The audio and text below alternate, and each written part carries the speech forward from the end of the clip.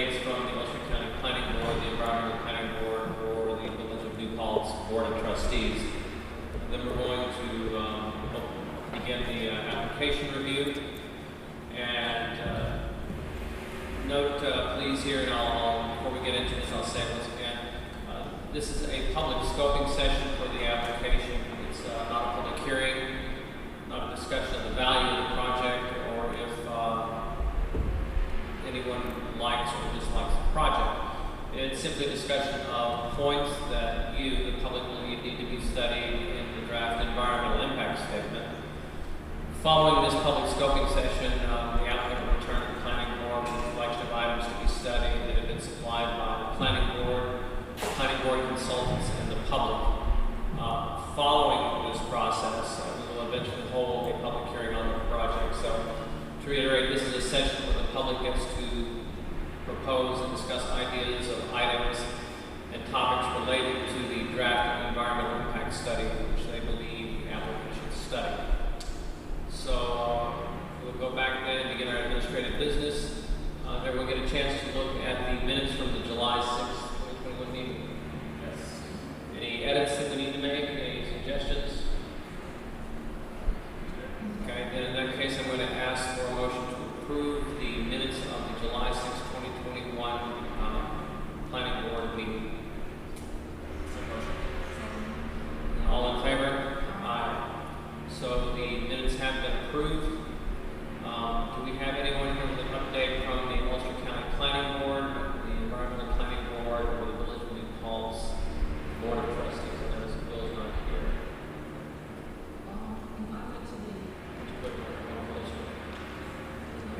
I went to the Village of New Paltz Environmental. I went to the Village of New Paltz Environmental Planning Board. Environmental Policy Board. Sorry. And the chair has come up with a solution to water stuff. Oh, no, this is just the meeting. We give updates, and it's like if we went to. It's just part of the meeting process. It's part of the process. I went to the meeting, and the chair had made a study in the Sterling Board so we should discuss that. I had asked him whether he had talked to SUNY about whether or not they were planning to increase enrollment, and he said that he had discussed it and they had talked about it and that they were not going to do that. So that led me to think of was, well, the last time this project came before the board, they said the same thing, they weren't planning to increase enrollment. So I'm wondering then if we could calculate how much more housing has been built from the time this project came before the board before, and now. Yes, I'm sorry. Okay, sure. No, that's not wrong. I'll talk to you. I had asked him, he had spoken to SUNY about the water and sewage needs of the campus, because he was doing a study about the water and sewage needs of the whole village, and how they're going to impact the sewage waste treatment plant. And I asked him whether he talked to him about whether or not SUNY was planning to increase their enrollment, because ostensibly this project is to provide for student housing. And he said that they had told him no, they were not planning to increase enrollment. They were just shifting things around a little bit. And so that leads me to ask, the last time a project, it's not the exact same project, but it was very similar. The same question was asked. It was answered the same way. They were not planning to increase enrollment. So my question is then, from that point in time until now, how much more housing has been built? Okay. Those are good questions. I'm going to make a note here, and I'll get with you and see if we have any other answers on that. Yes. Okay. Sure, I'll do that. So are there any other updates that you have, Board of Trustees? Okay. So with that, we're going to close that portion of the business, and we are going to move to the application review. I'd like a motion to open the public scoping session for the review of the Paltz apartment PB 21AX, applicant Mike Morello. So motion. Second. All in favor? Aye. So with that in mind, we are opening the public scoping session. And again, this is not a public hearing on or discussion of the value of the project or if someone may or may not approve of it. It's simply a discussion of the points that we believe need to be studied in the draft environmental impact statement. And again, following this public scoping session, the applicant will return to the planning board with a collection of items to be studied that have been supplied by the planning board consultants, and you, the public. Following this process, we will then hold a public hearing on the project.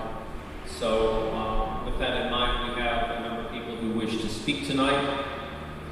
And we're going to start first with Jackie Brownstein.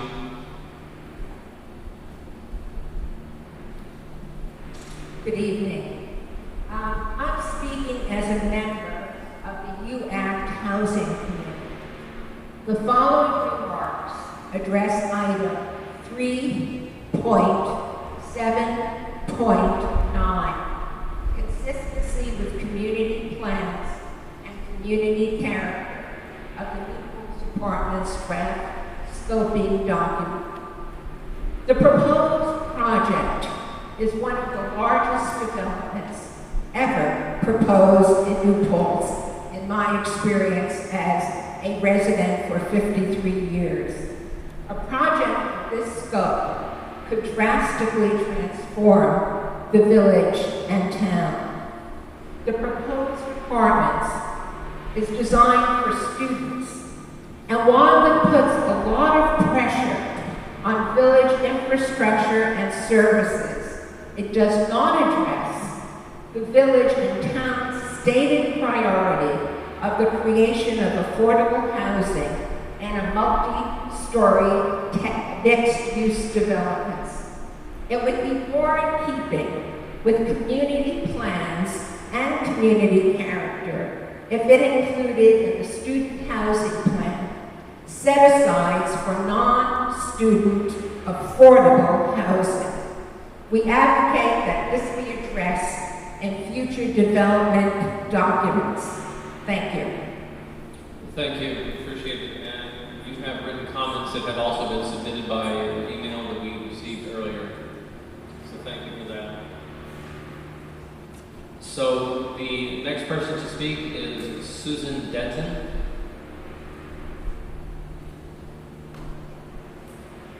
Hi, can you hear me? Yes. In all efforts at the development of a comprehensive plan that would... You just speak a little bit closer. Okay. In all efforts at the development of a comprehensive plan for the village and town of New Paltz back to 1995, the need for affordable and low-income housing has been stated. Indeed, the village has a law that says that at least 10% of new housing created must be affordable. With what? Oh, sure. Shall I go back? Okay. I'm going to go back to the beginning. I do not know. Much closer. In all efforts at the development of a comprehensive plan for the village and town of New Paltz back to 1995, the need for affordable and low-income housing has been stated. Indeed, the village has a law that says that at least 10% of new housing created must be affordable housing. We suggest that in this project to increase the proportion of income index units to 20%, in keeping with the size of the project and the intent of the law. The rent for these units would not exceed 30% of a tenant's gross income per month. Also, the developer of the housing has indicated that they will not be requesting payment in lieu of taxes, a pilot, for the project as part of operational costs. Assurance must be made for full taxes to be paid in perpetuity. ordinances will also obligate public services from the village, such as road maintenance, fire protection, and other services which will be needed, which will be fully supported as the village moves forward for plans for affordable housing. Thank you. Thank you. Do you have written comments? Okay. It would be helpful if you gave to us an for a second.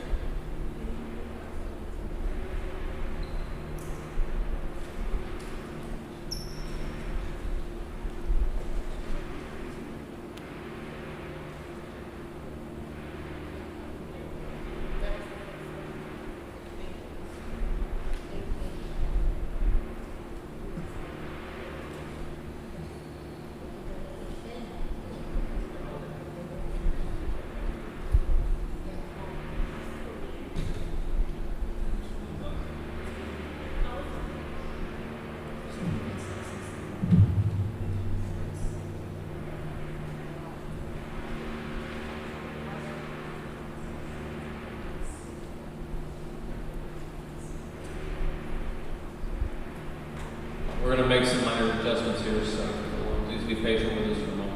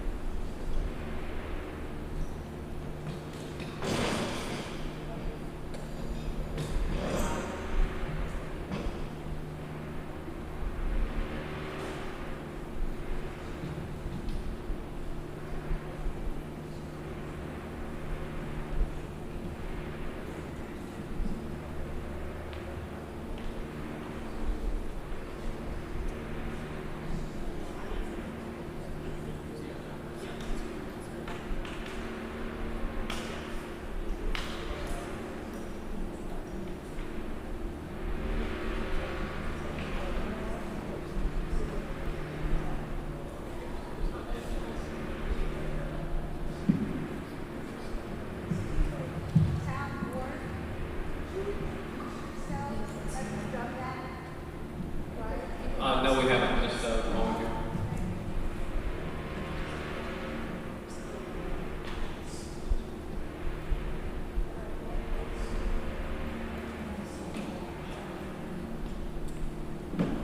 So, by way of introductions, on the far end of the table here, we have Alana Sawchuk, who is the secretary for the planning board, village planning board. Our attorney, Rick Golden. I'm John Whitten. I'm the chair of the planning board. My name is Zach Violetti. Rachel Lagodka.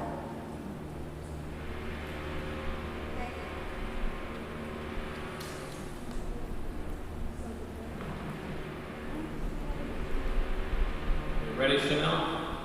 Yes. Okay. So the next person that we have to speak is Tom Denton. Yes, just pick up I feel as if I'm on an ocean line with that background. I'm also a member of the UAC Housing Committee. I'm the only one who got my butt. Nevertheless, we all are here because of our interest in affordable housing in New Paltz. I'm struggling tonight to, as we are gathered here on the campus of SUNY New Paltz, to understand how these proposed New Paltz apartments, which clearly have been described as housing for students, but which would have no connection to SUNY, financial or otherwise, as far as we can tell, can be marketed as student housing. Is that restriction legal? I don't know. Is it consistent with fair housing laws? Is it discriminatory? Or perhaps it's also the intention of the developers to market and accept residents who are not students. Might these apartments be designed to house a broader mix of residents and in that way speak to the need in New Paltz for affordable housing? I make this comment because I believe it speaks to the provision in the scoping document that relates to community character. Thank you. So just to be clear, one of your comments as I'm making some notes here is you're wondering if the marketing of this housing is legal or meets with the Fair Housing Act doctrines. Is that correct? Okay, thank you. Do you have written comments that you would like to leave with her so she can? In the same document. Okay. Okay, thank you. So the next person who is listed here is Marty Fulham.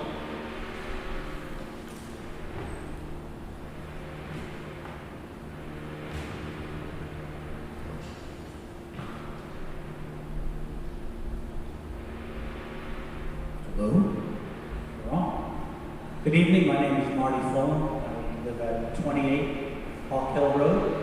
I did have some prepared comments, but based on the chairman's scope of this meeting and what it's for, it seems that maybe my comments are premature. They belong at a future session on the merits or whatever, and et cetera. But one of my other neighbors here asked about us whether we should sign in if he had some questions. So the answer seemed to be yes, so I'm going to ask a few questions. I think one of the things that probably perplexes many of us who live in the nearby neighborhoods is this is a very complicated matter because it involves the annexation of town lands into the village. And as such, I don't think we have any idea how to follow this thing correctly. Like, to my knowledge, none of us have received any mailings about any hearings whatsoever.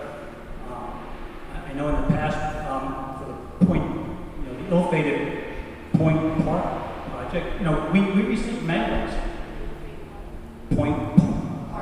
Park Point project. We received mailings from the town, because I think it was part of the town, that invited us to meetings, etc. So far, we haven't heard anything from the village or the town in terms of mailings or anything. So trying to follow this process and engage is extremely difficult because we don't even know where to plug in to engage.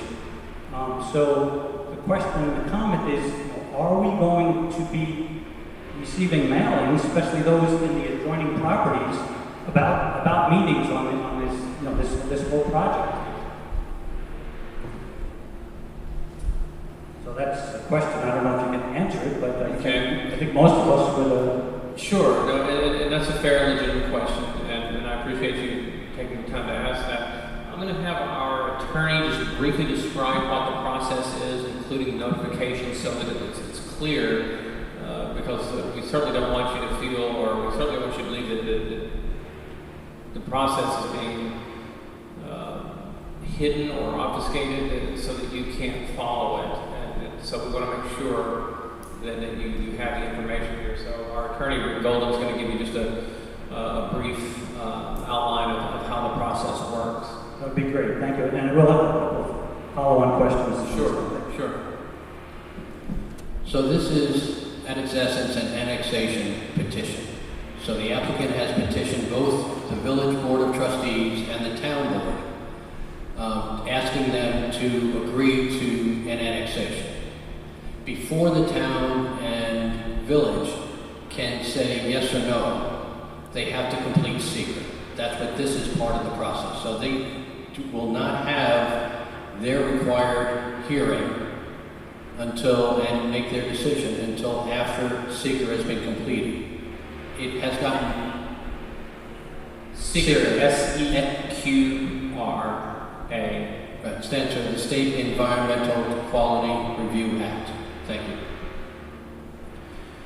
And because this is not just a bare annexation, but involves a specific project, the DEC seeker regulations mandate that the underlying project be studied as well, just as if it had come forth as a permitted project. So the seeker process, which is now started, must complete before the two boards, the Village Board of Trustees and the Town Board, get together, and they're required to have a joint hearing on this, and that will be noticed in the paper for that joint hearing. They will have that joint hearing, and they will make a determination as to whether or not the petition complies with what it's supposed to have substantively in the document, and also whether or not either or both boards wants the annexation to go forward. So that still has to be had. That will happen after secret process. This is the beginning of the secret process, in which there will be a draft environmental impact statement, a final environmental impact statement, and a finding statement. This is the very start of that process. It's determining, as the chairman said, what are the topics to be studied in that draft environmental impact statement. That's really the purpose of tonight's meeting, the sole purpose of tonight's meeting. After the draft environmental impact statement comes in, there will be a public hearing on that draft environmental impact statement and what it says, in which typically people also voice their opposition or support of a project for specific reasons. But you should also know that general opposition or general support for a project it is not permitted to be taken into consideration in the context of the seeker regulations and the seeker review. With respect to annexation, the town board and the village board of trustees can take into consideration such generalized comments to make their determination on the annexation itself. Thank you. So we're just in the process of gathering information about those items that we, the community, our consultants, and the applicant believe are important to study for the Seeker Act. So we're still in the initial stages of that. Okay, thank you. I think that was helpful to all of us. I appreciate that. So the following question is, if this actually proceeds and annexation is approved, is the rest of the process strictly carried out by the village, and the town is just no longer part of the process whatsoever?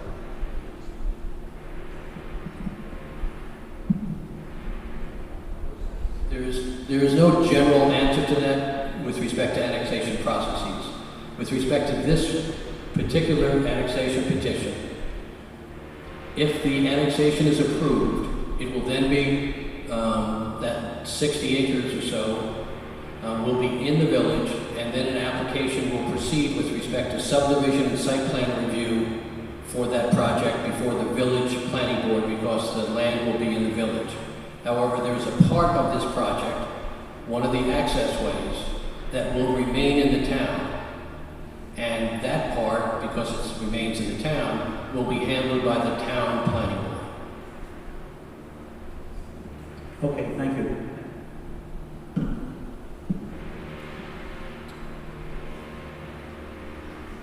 So the next person is Tom Rocco.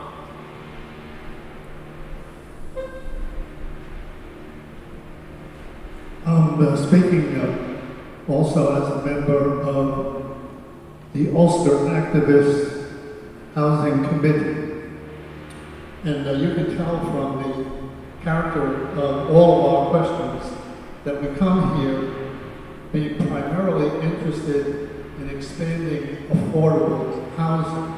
And since this project is the largest multi-unit development that we've ever seen here and are likely to see, we want to be sure that the affordable housing opportunities are expanded in Newport.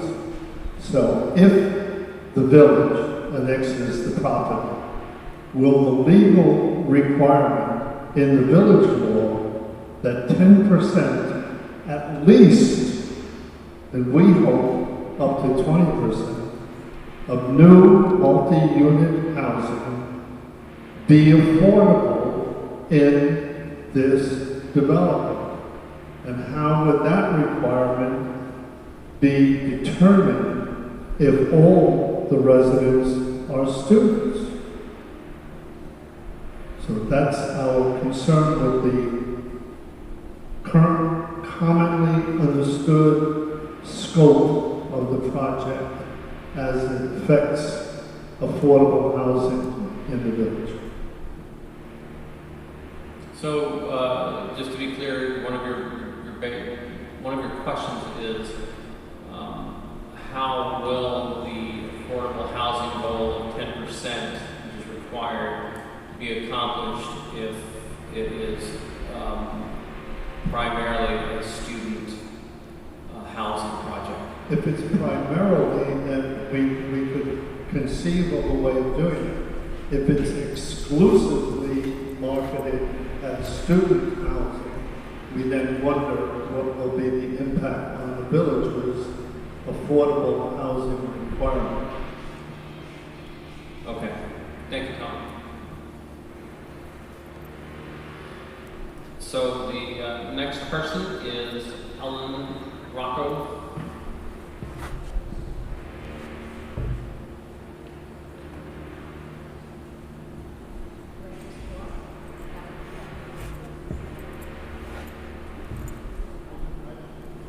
Just put it. Just one.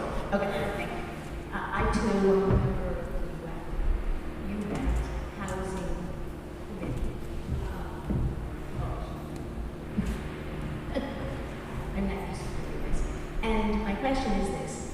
This complex is referred to as Newport's apartments, but it seems like what they really are dorms. So I'm curious to know what they are, and are there various regulations that would be different if the dorms were different if they were apartments? And again, how would they be able to meet their requirement for low-income housing?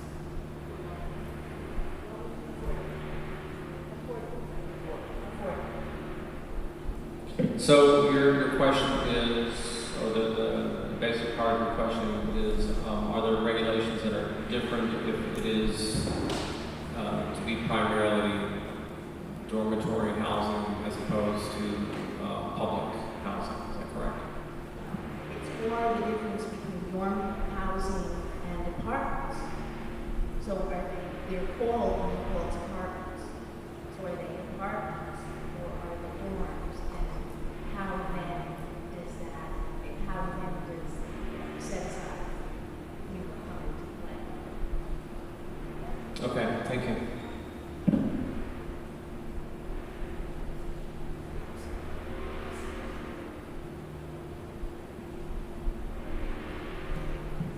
The next person is Mike Calamano.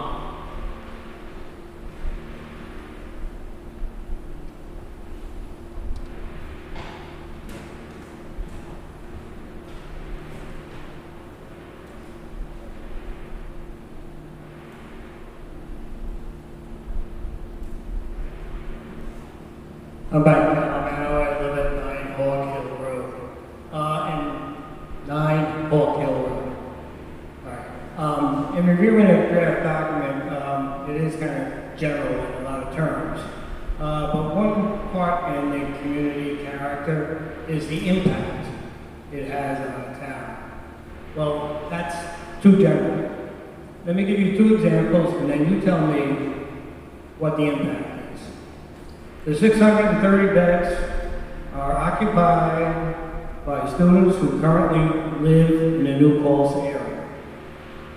That's one impact.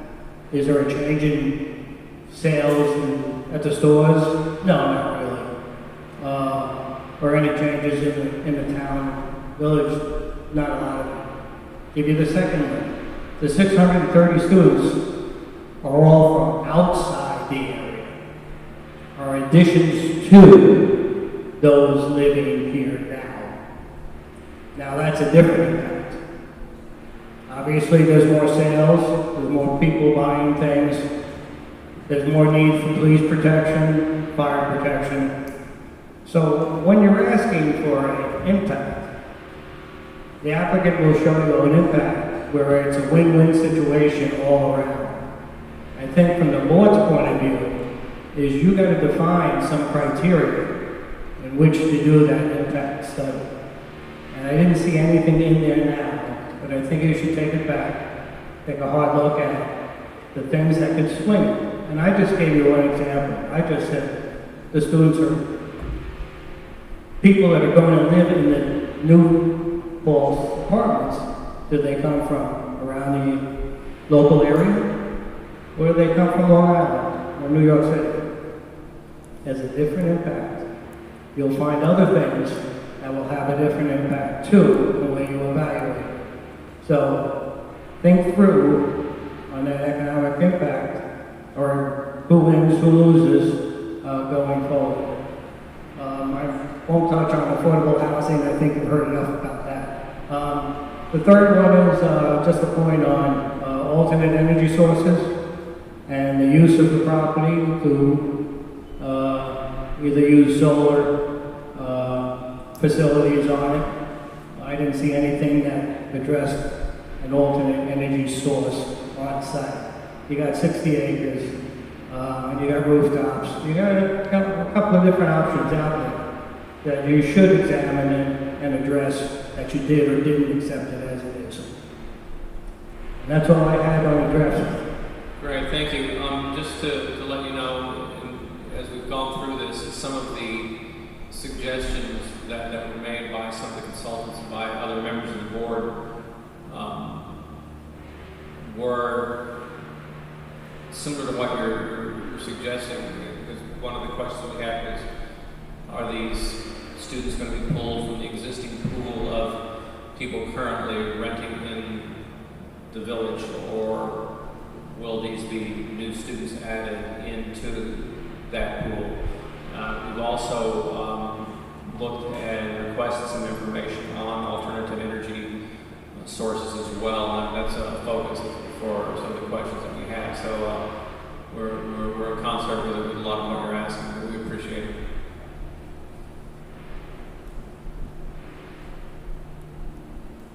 So the next person, and I'm sorry, but I may butcher the last name, Kim Squillaci. Thank you very much for helping me.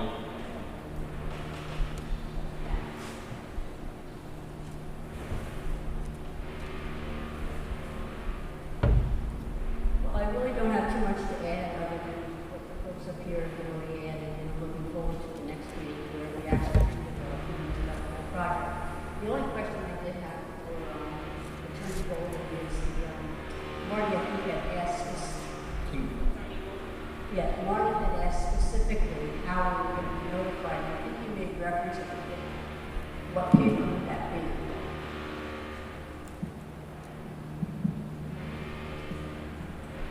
The joint hearing between the town board and the village board of trustees will be advertised in the way that their normal meetings are advertised in their official paper, which is Hudson Valley 1. Hudson Valley 1. Okay, so that's something that I guess we can purchase somewhere. I've lived in the village over 30 years and I don't even know of such paper. It's the New Paltz Times. Oh, the New Paltz Times.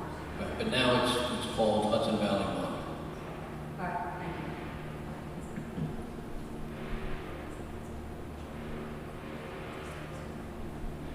been also advised by Alana that it will also be certainly on the village website and likely on the town website as well.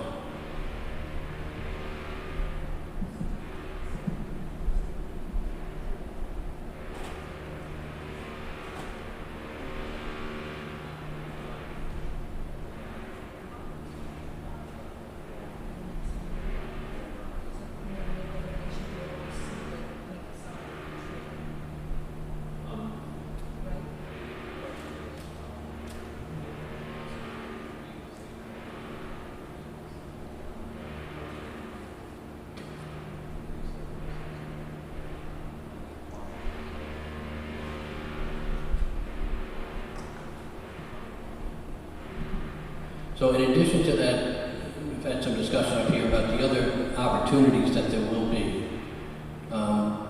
In addition to that annexation joint hearing that will be had between the boards, it actually should be physically a joint meeting between the two boards, town and village. If the annexation goes through, there are also other potential public hearings. There will be definitely one with respect to a subdivision for the village board. It depends upon whether there will also be a subdivision involved with the town planning board. When I said village board just before, village planning board. So that there may be other opportunities to weigh in post-annexation. And those would go through the normal processes of site plan, subdivision process before the two planning boards and their normal code-required hearings and meetings. So the next person is Felice Bernabo.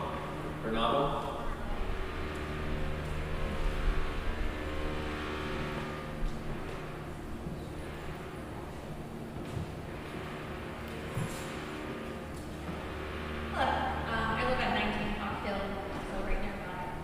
I guess I thought this was more of a concern thing. So my major questions is I did see the things about wildlife, and they were very generic, and I would love a wildlife impact study on that. I'd love a greater detail and better just, we'll just try not to do something, which is what was written in that scope. As I'm very aware that there are many foxes, coyotes, I know there are bears back there, hundreds and hundreds of birds, so it's a very large, including our neighborhood, very full of wildlife, and we fearful that it would really ruin a lot of that. And then I guess the other thing was about a pedestrian impact study in terms of, now you've got all these people, students walk, they don't drive. Most of them will probably not even have a car, to be honest, as a former student myself. I'm very aware of that. And then with the proposed trail, which as I understand is now part of, I guess, technically the town, but it should be talked about as now they're going to be walking everywhere. And sidewalks as well as, they're going to be walking into our neighborhood. And so I'd love to see some more of, I guess, a study with information on that. Thank you. Among the things that we requested some study and information on is a more robust wildlife study than the general. We've noted that eagle habitat, beavers habitat, and other habitats that are back there. So we had actually requested some more information on that.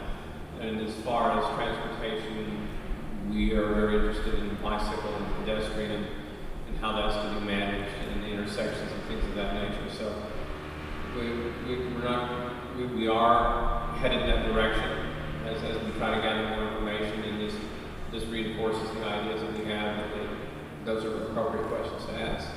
So thank you.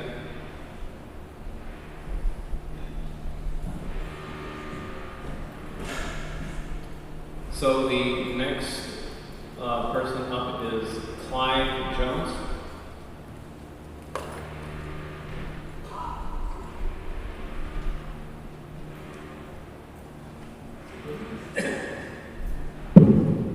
Good evening. My name is Clyde Jones. I live on 21 Paltz Road. My two issues of concern are the extent scope of hydrological and water impacts. Of course, I know that the village is concerned about its infrastructure in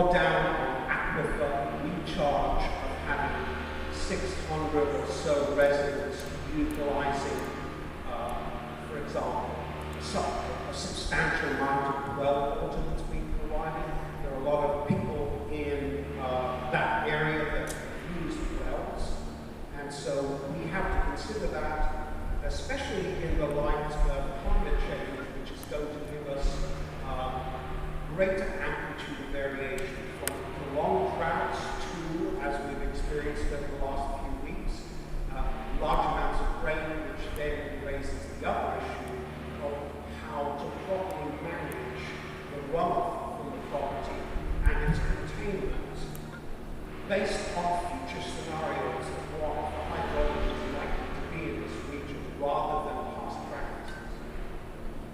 So that's the first point. A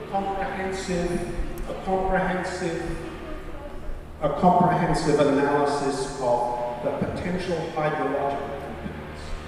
The second concerns carbon footprint, not just the carbon cost of construction, but more importantly, the carbon cost of maintaining that. For example, if you're going to annex to the village and you're going to use natural gas, that's a large carbon footprint that you're adding.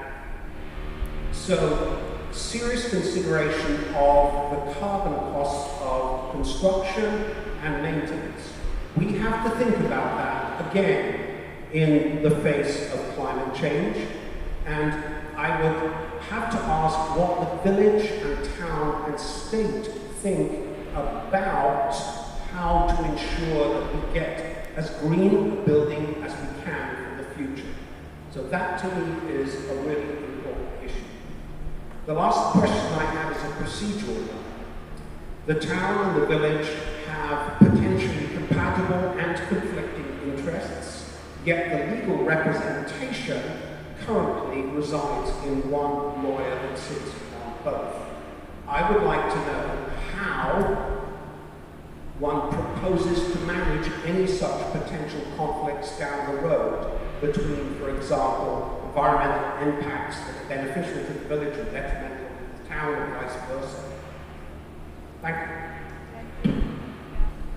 Just to follow up on some of these, I think the proposal has been made in terms of water management to have a village supplying water as opposed to wells. We have been very active and adamant in looking at how to contain runoff and what's going to be the effect of runoff, so we're certainly looking at that. We have, as part, one of the consultants has suggested that we look at the carbon in this region rather than past practices. So that's the first point.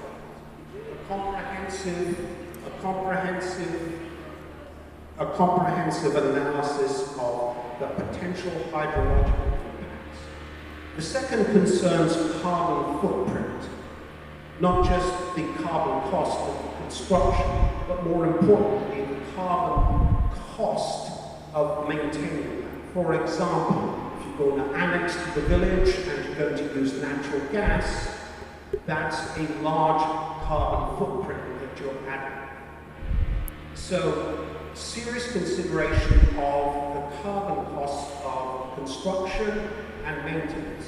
We have to think about that again in the face of climate change, and I would have to ask what the village and town and state think about how to ensure that we get as green a building as we can for the future. So that to me is a really important issue. The last question I have is a procedural one. The town and the village have potentially compatible and conflicting interests, yet the legal representation currently resides in one lawyer that sits on both. I would like to know how one proposes to manage any such potential conflicts down the road between, for example, environmental impacts that are beneficial to the village and detrimental to the town and vice versa. Thank Thank you. Just to follow up on some of these, I think that the proposal has been made in terms of water management to have a village supplying water as opposed to wells. We have been very active and adamant in looking at how to contain runoff and what's going to be effective runoff. So we're certainly doing that.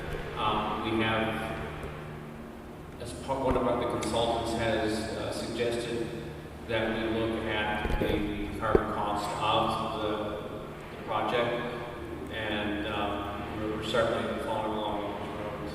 What I would urge with regard to the water is to consider the threshold safety margins that are built in. The historical margins might be good for the past, are they going to be good for the next 20, 30, 50 years of the project? That's a very good question. I don't know the answer. Is there a way we can have everybody's wells tested beforehand so that we have the existing conditions, so that in case anything happens, we'll know for sure whether it did or not? Because I know we had a problem like that in the past. I'd like to avoid that. That's a good question, and it's something we can bring up when we move on to. So, in order to get a baseline in terms of the Yes. We'll know if their wells have been affected for sure. One way or the other, we should know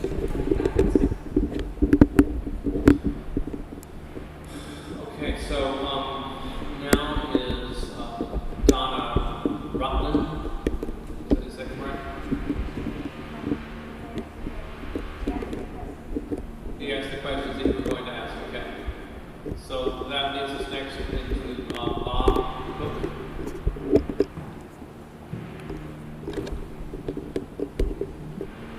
I also want to focus a little bit on the water. Just if I kind of look at back to Park Point, the stream along Cross Creek that eventually cuts underneath Cross Creek, every other spring or every couple of years that floods.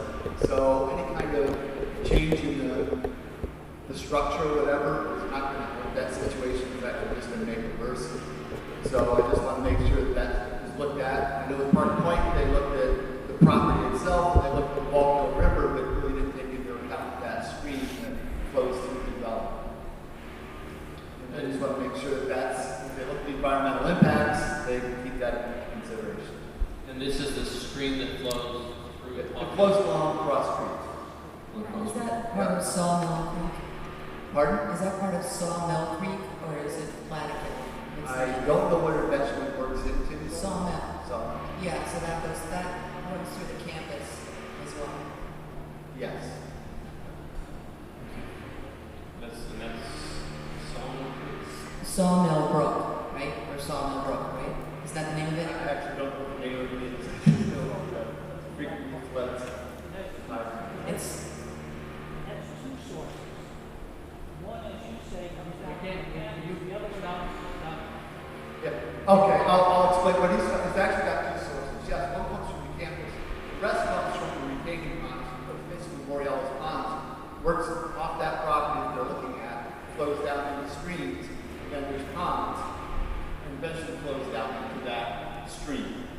So really our two sources. One is pretty much from everything that comes up on that hill that's going to be developed. Yeah, it kind of becomes a wetland down in the properties there. So it's not just coming from the college, it's also coming from where they're looking to put it up there. It's not coming just from the college, it's also coming from the hills where the buildings proposed. Okay. We do have some notes about studying the effect on the wetlands, and that's very important. And we noted from looking at the plans that some of the building will not be affecting the wetlands, but we certainly want to look at what the runoff would do to affect them. If once those ponds get full behind our houses, that just floods the whole area down where it used to be bitters and stuff, that whole corner intersection. Okay. And the only other thing is just from a scope perspective, it almost feels like we're gerrymandering the village here that's going to be kind of surrounded by town here and down here and down there, and this little village section over down there and stuff with the annotation. Just feels like we're gerrymandering. I can't speak to the idea of gerrymandering. The outline of the village and the outline of the town always been puzzling. And there are some areas that you would think should belong to the village, and they don't. And so I completely understand. It does look. Just look like 132 or whatever, you have village and all of a sudden you have town and you have village. Yeah, I understand this. It's kind of like as you go down Main Street, you get to a point and part of it's village and you cross over and part of it's, you're suddenly in the town. So I didn't even think it would all be contiguous and be one entity, but it's not. So that covers all of the public comments, people that have signed up. Is there anyone else who would like to speak? Please come on down if you would. I'd like to ask you just to sign in so we just have a record of it.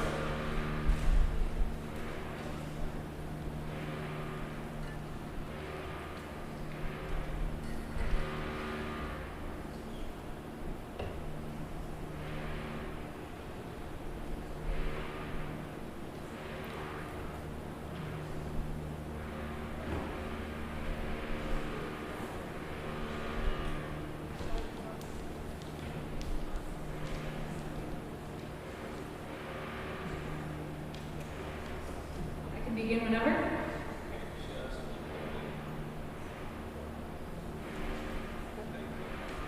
So,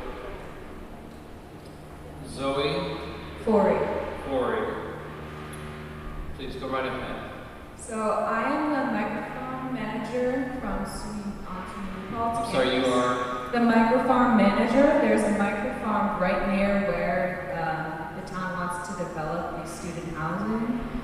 And if there is development in the area, I'm pretty sure that there will be pollution to the microfarm, and several students on campus use that food for sustenance. Like I do myself, my roommate over there, Natalie French. We use this food to nourish ourselves, and if it is polluted from this construction, then it's like, what is the point of even continuing to farm here? They should have taken that into consideration before doing anything in this area.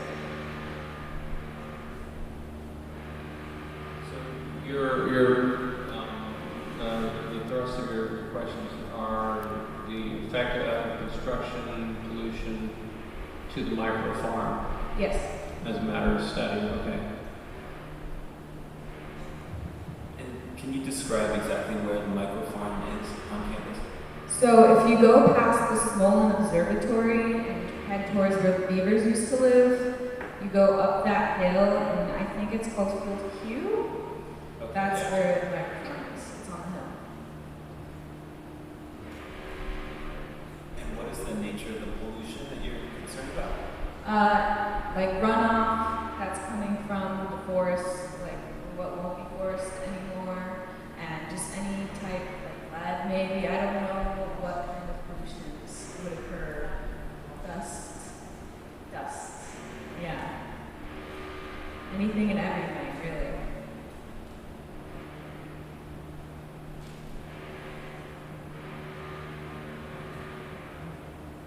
Thank you.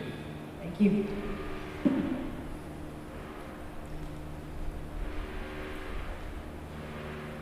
Elizabeth Lee. Hi, I'm with Paltz for Activists also, but I have two questions that concerns me.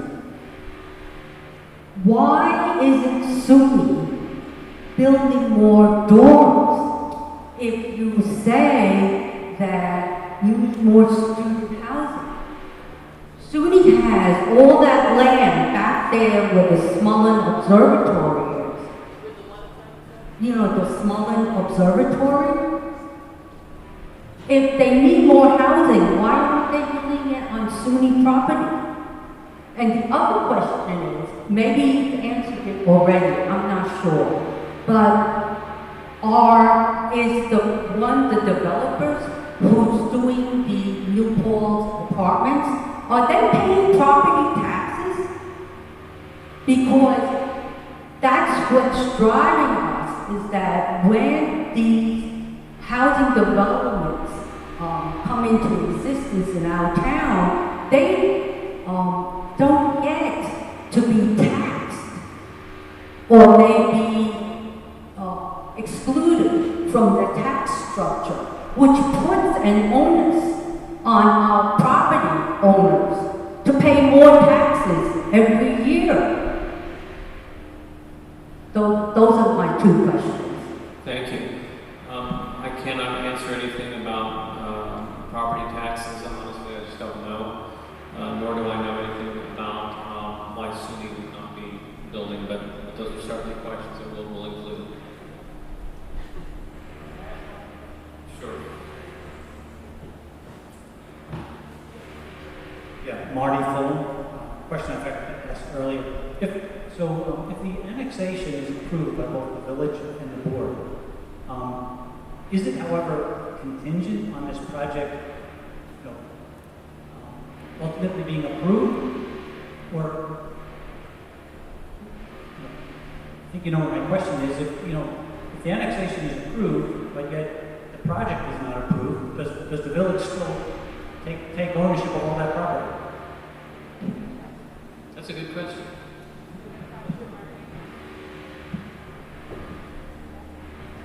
Well, first, the village doesn't take ownership of any of the property, okay? It's just really, it's land that's being transferred from solely in the town to in the town and also in the village, right? So it's the annexation that is being proposed is not to take it outside of the town, it's just to also include it within the village.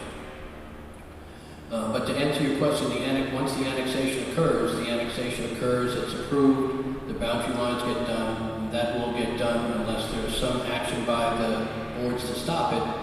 That will get done before the final approval of the underlying project. The town board may be able to postpone that and defer it until after, but that has not been discussed as of yet. So we're going to make one last final call for anyone who would like to have any comments or further questions.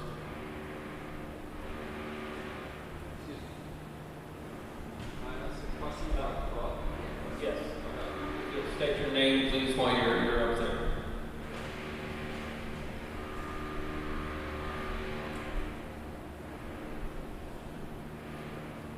I'm sorry, your name, sir? Michael Blahla, B-L-A-H-A. I live at 29 Hawk Hill Road. And I have two just general questions. The first is, in regard to all these questions that are being asked here tonight, are they all going to be addressed in a specific format? And where will they be publicized? Okay. We're gathering information, and we have a list of items that we believe are important for the applicant to study. Those will be included in our request to them, and those will be included in the draft environmental impact statement, community character, traffic, a number of other topics will be part of that. When they have completed it, they will come back to us and we can look at it and say, well, we wanted this study and that study, and we don't see it in there. Would you please go back and study those and give us information on what you find out, so that we can continue to refine it until we get the answers that we're looking for, as opposed to perhaps the answers that are supplied to us without taking into account a number of the questions that have been asked here, such as affordable housing, study on wildlife, runoff and pollution, if we do not feel that they have been addressed, then we will continue to go back to them until they are addressed to our satisfaction. And then that will come out in the environmental impact statement, which will be a public document that you'll be able to see. And this information will be discussed at meetings. We have our meetings the first and third Tuesday of the month. And you, as anybody else, can certainly come to the meeting. We will have some time for public comments within those meeting structures, so that if you do not feel that we have listened to you and acted appropriately, then you can certainly hold us accountable by saying, I don't believe you've done your job. And that's an absolutely legitimate thing to do. There are also members of the board here who have some areas of expertise in architecture, planning, and environmentalism that will ensure that those questions are asked. And that's all part of the process, and that will come out in a public document. There'll be a draft public document that will come out first, and then there will be refinements to that, and then there will be a final one that will come out, which people will then again get to comment on. So the notes that I'm taking are to make sure that we do include those questions or do include those topics for study, so that your input is addressed, and that's how the process works. Okay, that helps. And I think that there are great comments and great questions being asked here tonight, so I just wanted to find out, because I want to be able to keep track of this and understand, what's being answered, what still needs to be addressed. Certainly. And as I said, we have meetings the first and third Tuesday, and everyone is certainly welcome to come to those meetings and hold our feet to the fire and ask for accountability on the topics that they discussed. That's definitely a critical part of the process, and it ensures that we actually do what we say, and that the applicant is providing answers, which allows us then to refine and tell them what we believe needs to be done in order to mitigate the hazards, or to mitigate the effects of some of the processes that they're doing in building, construction, and afterwards. Thank you. The other question is more general, and I'm just trying to get a sense overall, because I'm not familiar with this whole process and the steps involved in the planning meetings and all the studies that need to get done. Is there a general time frame for this project? I heard up front it was a couple of years before it could even get approved or not. I'm unfamiliar with what that process length is. Are we talking this could happen in a year that it gets approved, or it could happen in 3 years? Is there a general rule when it comes to a project of this scope? There's no rule of thumb. Each one is individual, and it is in large part based on where the project takes place and the size of the project, the level of detail that's requested by the public in study. It could take, and I honestly, I can't tell you the specific times. So there is no answer at this point, based on Not at this point, no. We're still in the initial stages of finding the things that we want them to study. So once we have that, then we'll give them an idea of what needs to be studied, and I can't tell you exactly how long that will take on their part.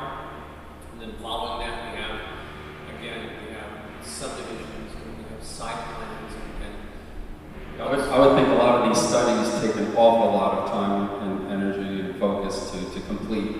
So I was just curious. Some may, and some of the questions and some of the areas that we want studied, there is already an intensive amount of data that they can rely on to do their studies, so they may come quicker.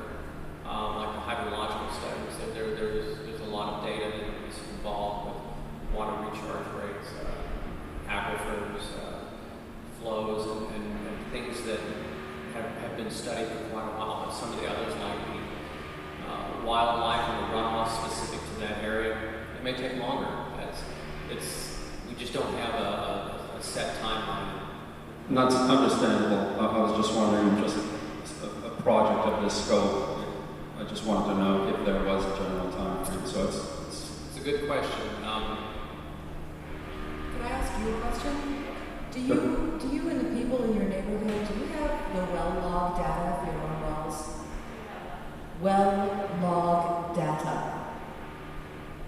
I'm not familiar with it. Anyone know? I don't know. Try to get it. Well, Yes. When the well is drilled, they're supposed to collect information, as they drill down, what's there, how much water there is. And if you get the well log data for all the people around, you can map the aquifer and have a better idea of what you have to begin with.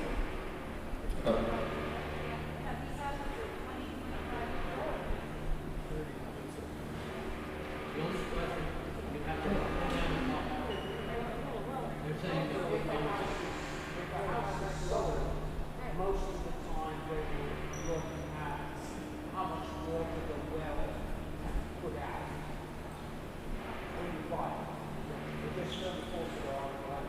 We can't have close conversations not being taken down by this without people want to respond to questions and need to get to questions. Yes. The answer is no. The answer is no. Yes and no. Okay, thank you. Thank you. Okay, so we've gotten a great number of questions, and we have quite a bit of information here, just in the notes I've taken and from the stenographer as well, which will help us round out some more information that we want to request from the applicants. Any comments or questions from members of the board? Can we just see if there's anyone else that wants to comment? Anyone that came late? So we came late.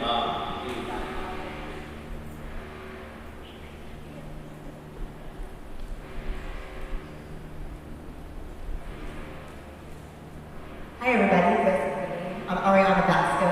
I'm a village resident. Oh, it's Ariana Basco, like Tabasco sauce. One of the things that I wanted to comment on was project alternatives and the idea of having a more dense space as opposed to a more sprawling space, and being able to examine whether or not there could be a smaller footprint to the project, which I know there are issues with the idea of how tall it can be, but there's also a pretty good incline into the area that it is, and I don't think it would affect the view shed too much if it were to be a view shed. Is that the right word for that? But you know what I mean. Yeah, I don't think it would affect the view shed too much to be able to have it be a little bit of a denser space and preserve a little bit more of the open land and be able to condense the area. I'm also, and I know that you guys are already studying this, but I'm just going to say it out loud as a member of the public, to look at the connectivity and connectivity. I used to, when I was a freshman in college here, I lived in Lenape Hall, and it was about a 20-minute walk to Main Street, and I didn't even know that there was like a Salvation Army in town until my sophomore year of college, and having lived here for a whole year, because I just didn't make the walk. And I think that young people, if they don't have cars and they're unfamiliar with the community, need an obvious place for it to connect.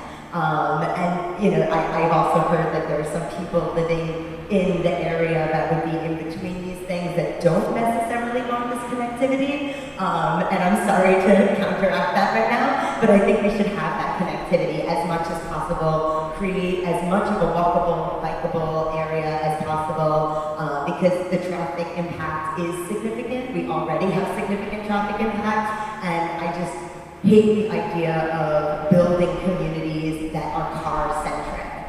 And we should really focus on, as a community, how to build that connectivity, even if it means having more people in a certain neighborhood. It also means that like maybe that neighborhood gets a little safer. Maybe those people feel a little safer because there's connectivity there. So I think those are two major factors that I personally would like to see studied, and I know aren't going to be looked at, but I'm just voicing my opinion. Thank you. Thank you.